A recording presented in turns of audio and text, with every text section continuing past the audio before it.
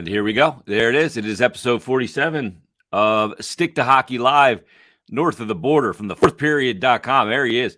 That's Anthony DeMarco, everybody. What's going on, Ant? Not much. Doing this kind of a retro version. My computer crapped out today, so no high quality mic, no high quality audio. But I'm here on the phone, and thank you for dealing with me as my pilgrimage is kind of coming through today. Well, the thing is, it's like it doesn't even sound that much different. That's pretty amazing. You gotta love those Apple earbuds, eh? Yeah, good quality stuff. Yeah, good. Coming off All-Star. What'd you think of All-Star Weekend? I watched very little of it because it's my way of revolt against the notion of 3-on-3, which I hate. Oh, you hate 3-on-3. You're not a fan of it.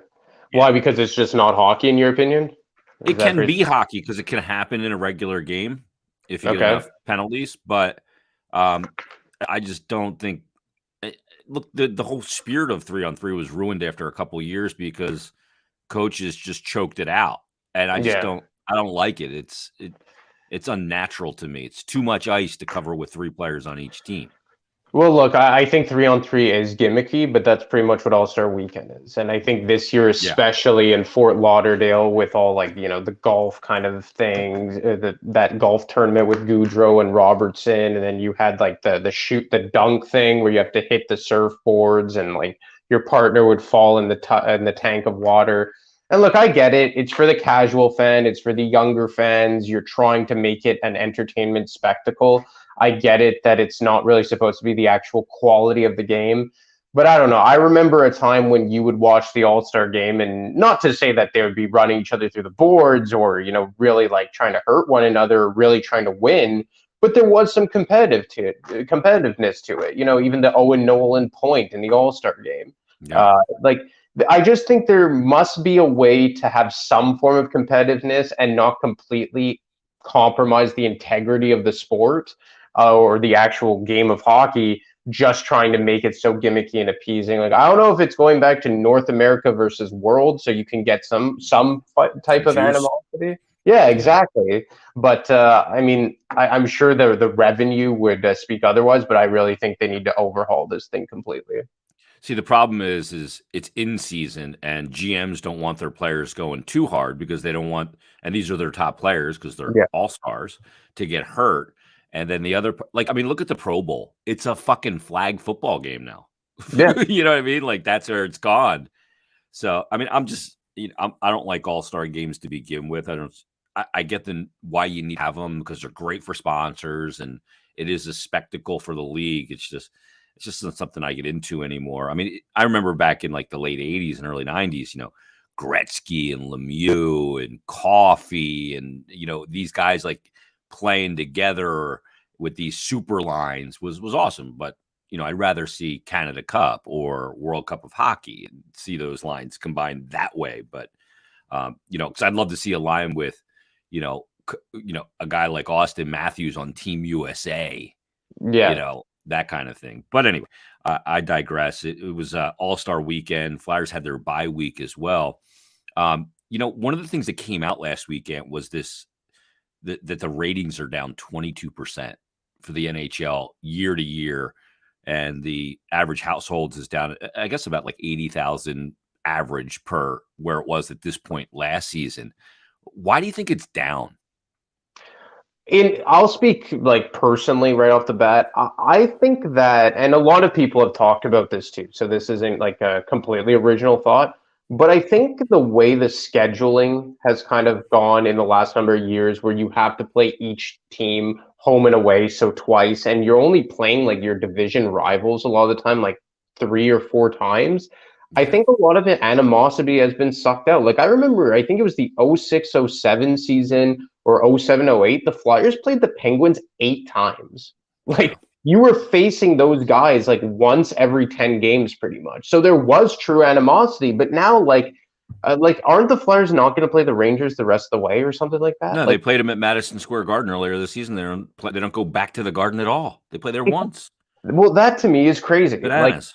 There's no more natural rivalries, and I know that I guess we could tie the playoff format into this as well.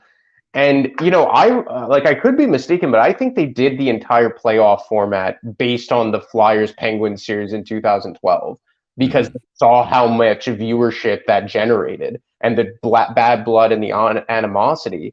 But then you go around and you configure the schedule in a way that kind of contradicts that. And like, who cares that the Flyers go play the Seattle Kraken twice with a home and away? Like, I don't think you have to play every team every year. And I think like back in the 15, 20 years ago, you didn't do that. I think they need to look at it because the notion that you play every team home and away, like I get the principle of it because every home building should be able to see Connor McDavid. Yeah. Right. Sure. So that makes sense. But in a 32-team league, by doing that, you've now limited the amount that you can play your division. Now, what they've done, though, is they've given too much weight to the conference. Yeah. So if you're going to play everybody once, then give weight to the division and like the Atlantic Division, play those teams just once home and away. I agree. And play your division more. That's where they gotta revamp this. And like Crosby said too, the playoffs should be 1 through 8, and I totally agree. Yeah. Some people say 1 through 16, but the travel is just too insane. Can be too insane for that. In a first round matchup, it could be, the Los Angeles Kings taking on the Carolina Hurricanes, and you can't do that in a first round. or like Florida versus Vancouver. Yeah, if that were to take place, like that would be insane, right? Amount of travel. In a first round matchup because, the grind of a Stanley Cup round by round is insane. The 3-on-3 and the shootout is another part. Like I did this whole podcast last week on Flyers Daily, but the 3 rules I would change in the NHL. And first of all, it was 3-on-3 shootout. And then, the other one is you look at, in playing everybody one time in the season, you need more of these division scar tissue matchups. Because bitching about New York or Pittsburgh and that rivalries that can develop, you're just not getting them right now. And I know the Flyers haven't been good in playing like super meaningful games. And playoff series is really where scar tissue takes place in a best of 7. Yeah. But geez. What'd you think of the, Flyers are going to play the Islanders tonight? Horvat deal. 8 times 8.5. He's 27. You knew Lou was trading for him. He wasn't doing it as a rental. And Lou's a long-term outlook guy. He acquires Pajot, significant trade for them, and then extends him long-term. He does the same thing here with Bo Horvat. That's what Lou does if he's going to trade for a guy. What do you think of the deal? I mean, I think it's par for the course. I think that they were looking. I think the Islanders wanted to get him 8x8. He gets that extra $500,000 a year. I mean, I think it's long. And look, Lou Lamoriello said as much. It's too much money, too much term for a guy like Bo Horvat, who, yes, he's having a career year, but I think that on a very good hockey team, Bo Horvat is a second-line center. I don't think he's as good defensively as maybe his reputation would lend itself to believe, but he's still a very good player, and I think he's a guy that can help your power play. He's the type of player that I think could also probably shift to wing rather flawlessly. Like, I wonder if he's... I agree. Yeah, I really wonder if he's going to be shifted to the left wing to play with a Matthew Barzal, because that's pretty much what they need, right? Like a shoot-first guy to play with Barzal. And they're relatively deep down the middle with guys like Brock Nelson and JG Pajot. So they're going to have some flexibility there with a guy like Barzal, certainly help their power play, and they needed it, right? Like I can't say for certain, but I get the feeling that Lou Lamoriello is probably trying to save his job here.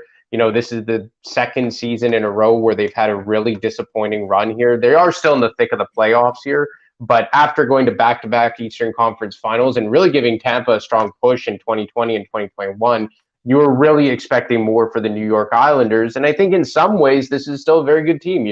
They arguably have the best goaltender in the front runner for the Vezina Trophy and Ilya Sorokin. I like their defense long-term with guys like Pelech and Ryan Pulock and Noah Dobson. And I really like Matthew Barzal. He's not elite, but I think he's still a very good first-line center in this league.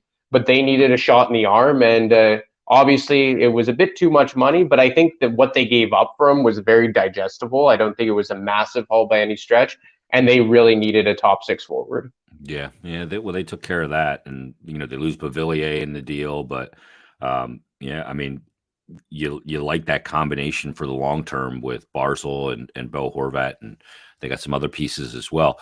And one of the things I saw some of your tweets about maybe the Flyers considering a buyout on Cam Atkinson. You look at, there's been some rumors out there that some teams may be looking at Kevin Hayes.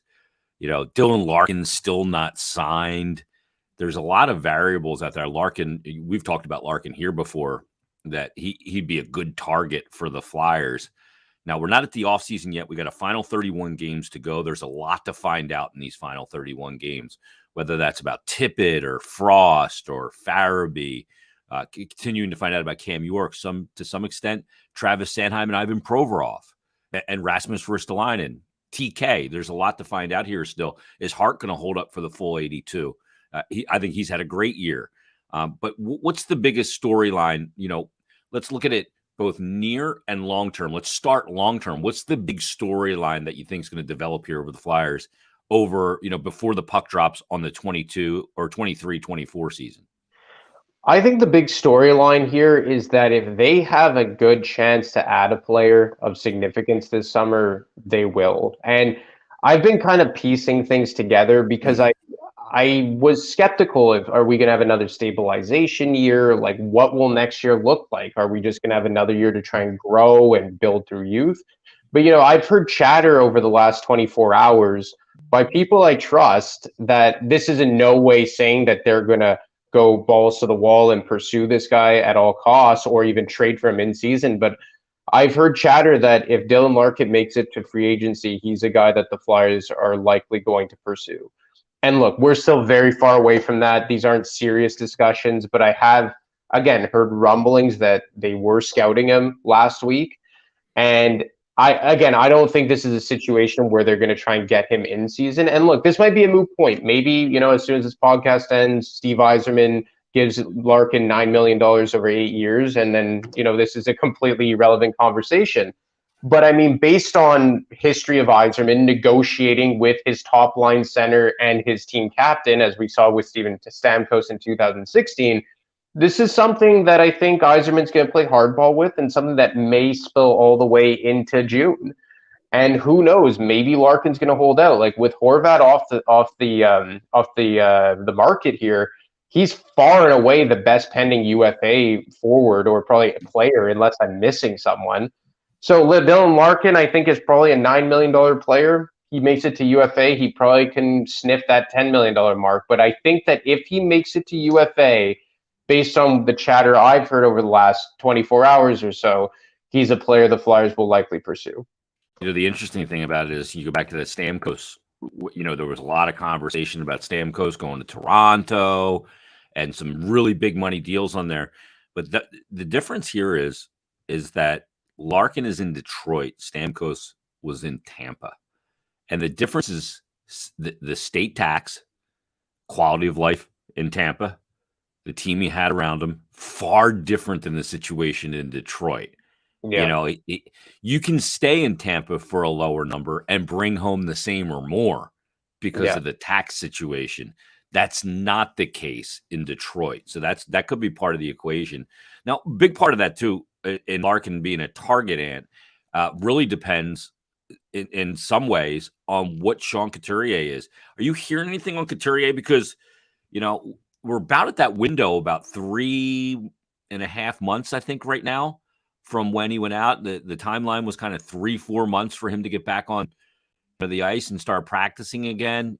I think it's really important that they see him this year, that he plays a decent chunk of games, 18, 20 games.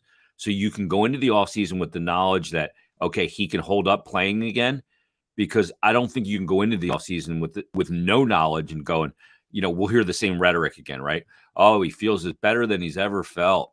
I'm in the best shape of my life. Everything feels perfect. And then we go day to day, week to week, month to month, another season. I can't go through this anymore. You know what I mean? So I think it's paramount that he plays this year so we can find out, what he is. I'm not expecting him to be 100% this year. He hasn't played since December of 21.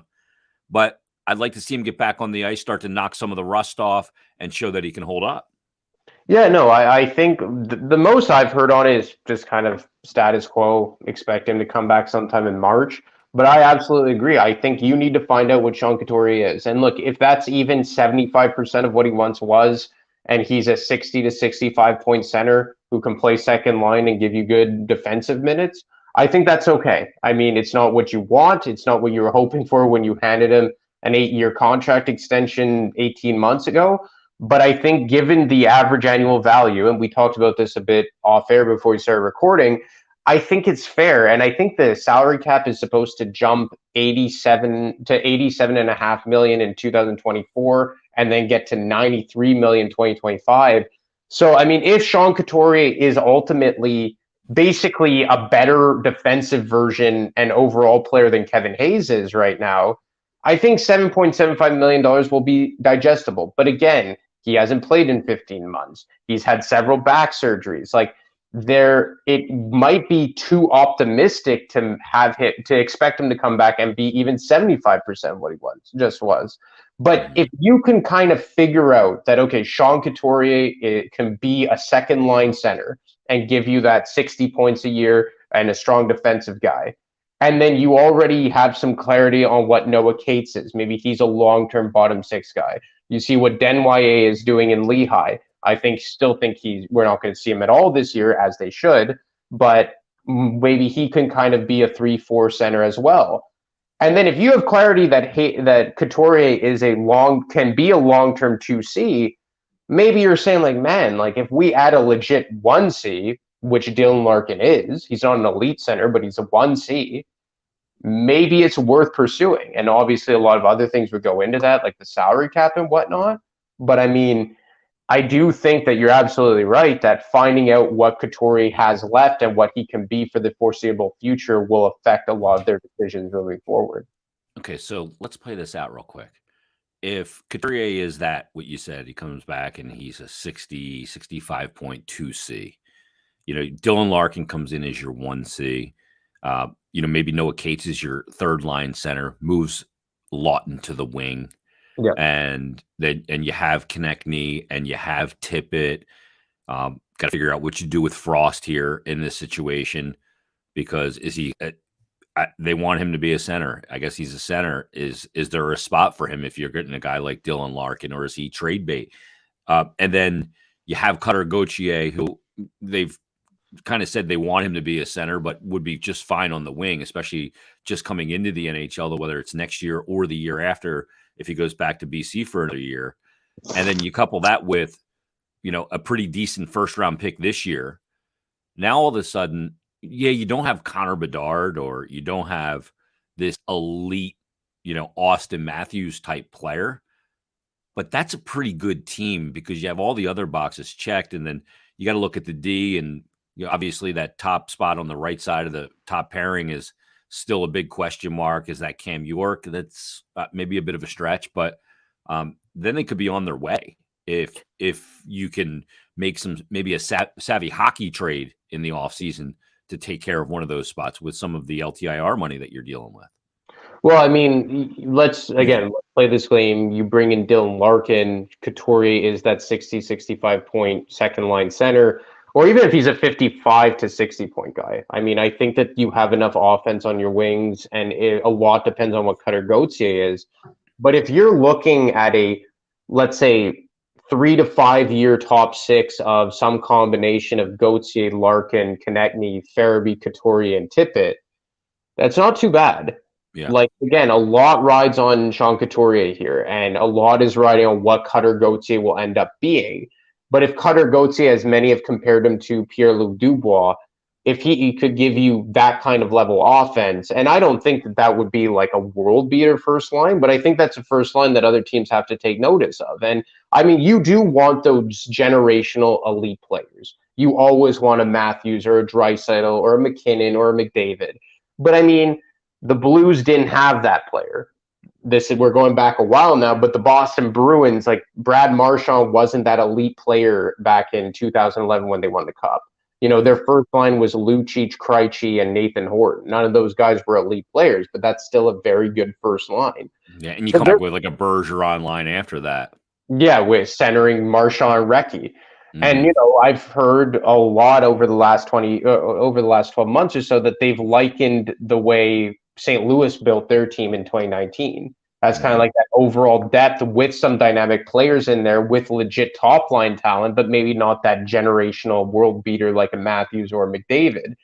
So, I mean, there's a path here. And I do think that, as we've discussed many times, they have a lot of good organizational depth. Like, I was talking to someone yesterday and they were saying, like Brink is coming, Forster's coming. Maybe they're only third line players. I think at that point, that's kind of like the expectation for Forster and Brink, with Forster having a bit more of that upside. But you start looking at all these depth players that they have coming along the way, and you bring in a Larkin, and you're saying, like, look, again, he's not a world beater, but he's probably a top 15 center in the NHL. He's probably in that same realm as like a Barzal or a Scheifele or players of that ilk, maybe a more dynamic offensive player than Elias Lindholm is.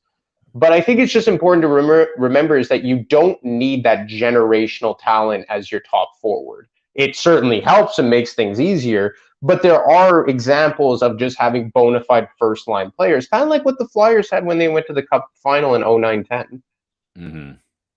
The funny thing is, like, Barzal's a guy that like wows people because you see him and like to me, he's like, there's so much skill there, but he hasn't just put it all together yet. He's had the one good year where he averaged over a point per game. Was that his second year in the league? He had 85 points that year. But since then, 62, 60, 45, and 55 games. That's a good year. 59 last year in 73 games. And then this year he's got 43. I mean, he's a really good player. Then you look at Larkin. Larkin's had, year two, he had 32 points. Not great. 63 in 82 games in 17-18. Then he had 73 in 76 games, 53 in 71, 23 in 44, 69 last year in 71 games. So they're very comparable players, I think. And certainly, Larkin helps obviously with team speed. Yeah. He can fly. Sure. And I averaged his point totals out over his career, and I believe he had his best year was, I believe, 70 something points. But I 79. Yeah, and if you average his points out per 82 games, he's basically a 60 point per season player. That's what he's averaged. But he's also been playing on Detroit. And now maybe he's gotten better line mates over the last several years with Bertuzzi, but even Bertuzzi is a first line guy. He's dealt with injuries. This year, you have a new younger blood in Lucas Raymond, but he still, I think, has a lot of ways to go. So you're looking at kind of comparable players in Larkin and Barzal into what level they are, where tier they're in, and the fact that they haven't had a whole lot to work with in terms of like first line quality line mates. So it begs the question is like, what could a Larkin give you if he's playing with a Travis Konecny, or if he's playing with, again, assuming that Gauthier turns into a top line player, which is a big assumption, what could he do with like centering two young guys like that? Like Travis Konecny, like I don't think he can be your best player, even your second best player on a top line. But I do think he's a first line player if he's kind of like third on the totem pole there. So there's something to think about there. And the thing is that Larkin is far and away probably the best option in terms of free agency ads or even trade ads, unless Vancouver's willing to part with a guy like Elias Pettersson. But if they're doing that, they're going to, and it's going to cost you an arm and a leg. So you would kind of would you be trading 3-4 quarters to, get a buck? So I mean, Larkin's a very interesting option, and I think the fact that they're willing to pursue him if he gets to free agency kind of lends itself to what are we expecting this team to be next season? Yeah, I don't think that there's any way they're going to trade Elias Pettersson. I just don't see. No, I know it's a shit show out there, but Jim Rutherford's not a player. He's a hell of a player. Yeah. You looked at the UFA class this year, you got obviously Kane and Taves, but, you're long in the tooth there, 34 and 35 years old. Tarasenko is now a 31-year-old player, going to be 32. ROR, 32. There's a lot of guys north of 30. Klingberg signed that one-year deal. I mean, Pasternak's not getting out of Boston. DeBrincat is available at 25 years of age if he gets to market. And then, obviously Larkin you brought up, and there's other players in there, there's Pierre-Luc Dubois. Is Torts going to want him back? Like for me, it's unlikely. Well, like, look, I mean, if we're counting RFAs, obviously Timo Meier, but I mean, his qualifying offer, I think, is like $10 million, and someone's going to trade for him. It seems like he's destined for New Jersey at this point. Yeah. But I mean, he's certainly a player. If they could somehow finagle that, I think would make a lot of sense. But I mean, out of UFAs, like they're just nobody really makes sense to me aside from Dylan Larkin. Like if you can bring in a Dylan Larkin, I think that you might as well just continue building from within. And certainly you have you have the route of going down hockey trades, but I just first line centers, I can't see it. Maybe the top pairing right D.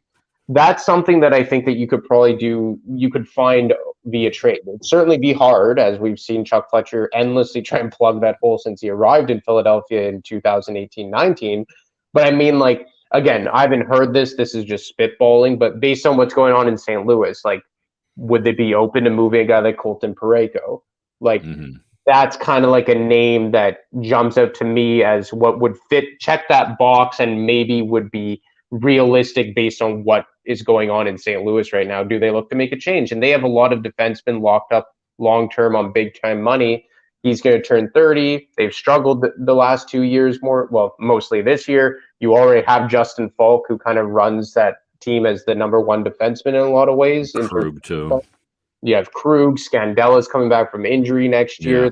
So just extended, the name's escaping, Bortuzzo, but he's more of a third-pairing guy. But in terms of hockey trades, and again, that's just speculation, nothing more than that, Parayko would maybe be a guy you could try and target. Let's wrap up on this one. There's a little bit of chatter out there that Kevin Hayes could be available. We're 25 days, I think so, from the NHL trade deadline coming up on March 3rd, which is a Friday. 3 weeks from this Friday coming up. So we're 25 days away. Is Kevin Hayes here beyond March 3rd? That's going to be tricky. I think he's gone by the summer. You know, I was first to report last month that that the Flyers are willing to move him. I don't think that's a big secret. I think anyone could have drawn that conclusion. I think the question here is, and what may throw a wrench into this, well, there's several things. For one, I've heard from the Flyers standpoint is that they still feel like a lot of teams are trepidatious based on the term, 3 years on this season. But more so than that is that the Flyers are going to have to retain. You know, I've heard that the sweet spot is going to be between $4 and $5 million in terms of what the Flyers, they were going to have to retain between $2 and $3 million to make him a $4 to $5 million player. So let's say split the difference. You want to make him a $4.5 million player to really make him intriguing here. If the Flyers are eating $2.6 million for the next 3 years, they want good value. Like, this isn't a situation where they're going to eat, you know, a 30% of Hayes' money and trade him for a 5th round draft pick. I think that if they're eating that type of money, they're going to want a 2nd round pick minimum. And I think that their hope here, and this is just speculation, is that you're going to make Kevin Hayes a $4.5 million player who over the last 2 seasons has had his best offensive production of his career. And you're going to try and incite maybe a bidding war for teams that want cost certainty. Like, obviously, the low-hanging fruit is the Boston Bruins because he's from Boston. They could use another player to add on their third line with Charlie Coyle and Taylor Hall this season. And long-term, they're going to need some cost-efficient centermen once Patrice Bergeron and Krejci leave this summer. And they're making, a combined $3 million? So you bring Kevin Hayes, you have him locked in the next 3 years at $4.5 million. You put him between Brad Marchand and David Pastrnak, maybe he's a passable player, especially if the last couple of seasons production holds true. I also think a team like Colorado, who has yet to replace their second line players that they lost over the season, like Burakovsky and Nazem Kadri. But I think that's a team that would be more trepidatious about the term because you have the contract extension of Nathan McKinnon kicking in, and there's the pending extension of Bowen Byram looming. But I do think there's a market for the guy. I think it's going to come down to how much the Flyers are willing to retain and how much they want in return for retaining that type of money. Yeah. I mean, that's the big thing. The more you retain, the better you get return wise too. And there's cost certainty if you retain for that team and term certainty. And it's not that much term beyond this year. Well, I think it's more likely, like you said, that it's a move that is an off-season move. Yeah, and the salary cap. Yeah, I just don't know that it happens in season because there's a lot of mechanics to it, and that cap part of it is a big part of the equation. And what about D'Angelo? D'Angelo is a guy that obviously he hasn't had a good season here. He's dragged down pretty much anybody he's played with, aside from that first month where he and Provorov were playing very well together, and he was playing, 28 minutes a game. Provorov's having a poor year. Provorov gets split from him, and now Provorov the last month and a half has looked like the old Ivan Provorov. You look at Travis Sanheim, the way his game is really torpedoed with Tony DeAngelo, but I just think that's a bad matchup. I think Travis Sanheim needs to take your physical guy like he was playing with Rasmus Ristolainen last year. I think playing with Ristolainen gave Sanheim more confidence and, pardon my French, but just gave him more fucking balls when he played hockey. And to jump into the play and get up the ice.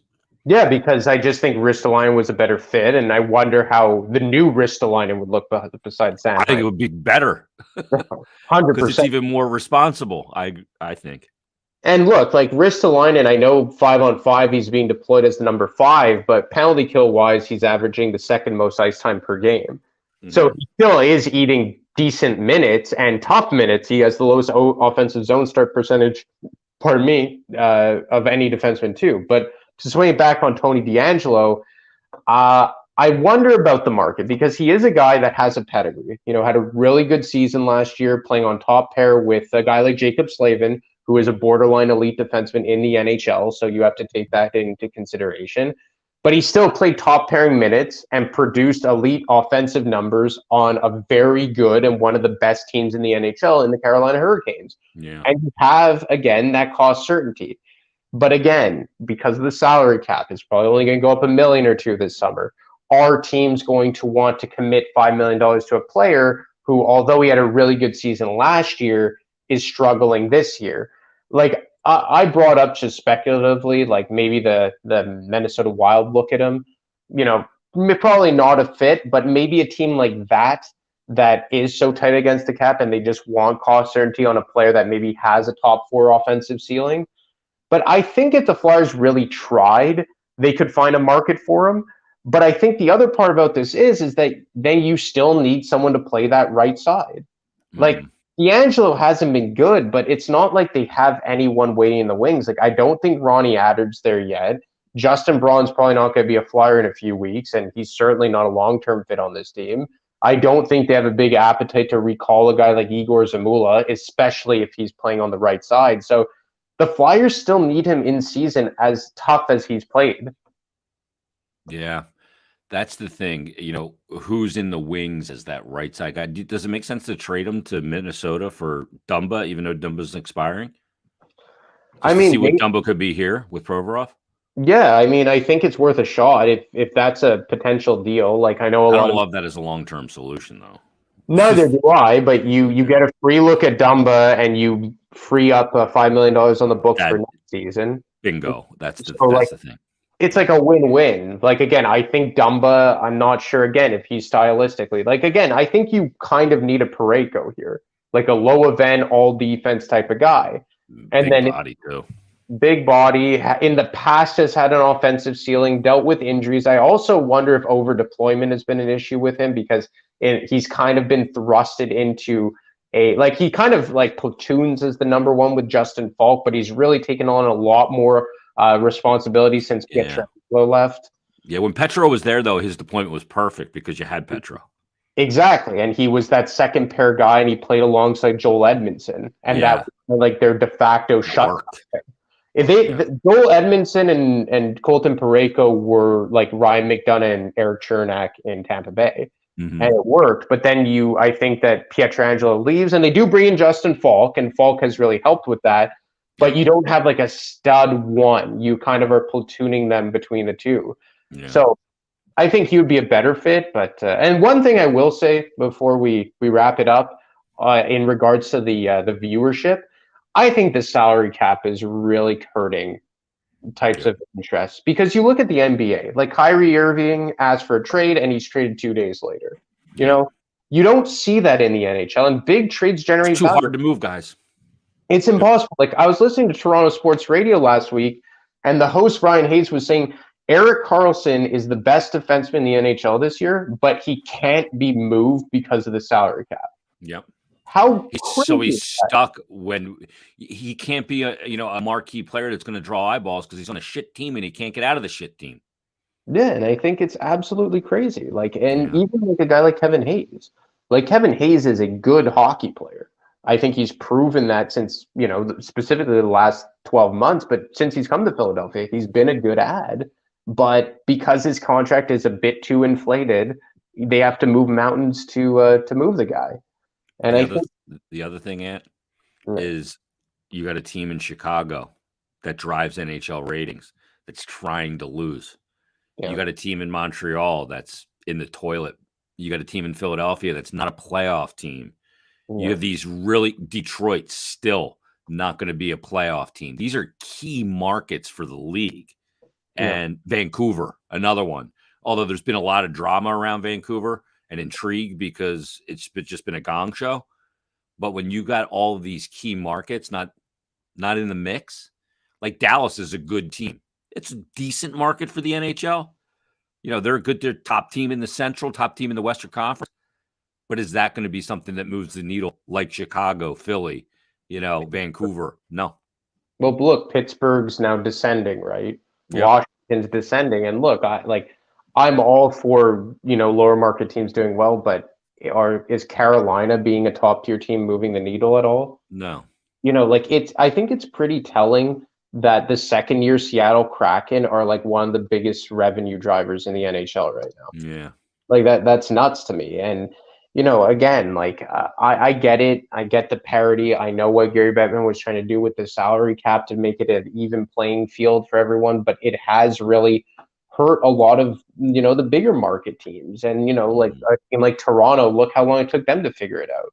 Yeah. And that's that's the biggest hockey market in the world, Toronto, and one of the richest franchises. How's the parity worked out for a team like Arizona? It was intended for teams like Arizona, and they're a shit team every year. Yeah. Look, I'm in favor of the salary cap, but I've always said that you should be able to franchise tag one player that doesn't, and you can't franchise that doesn't cap. Yeah. Cap. Yeah. And not that you could play around with that from year to year. Like, I think there would have to be set rules. Like, he had to have been drafted by your team. You can't change it. You can't remove the franchise tag off of him until his contract is up, or if he's traded. 75% of the contract is fulfilled, something like that. Yeah, like you have to, so it will make teams really think about it. Like, okay, we're franchise tagging this guy for 8 years, and we can't move him, even if just I'll give you an example. Like, let's say the Calgary Flames franchise tagged Elias Lindholm, and then they trade for Jonathan Huberdeau. Okay, I'm going to try and franchise tag Huberdeau. Well, you can't because he wasn't drafted by your team.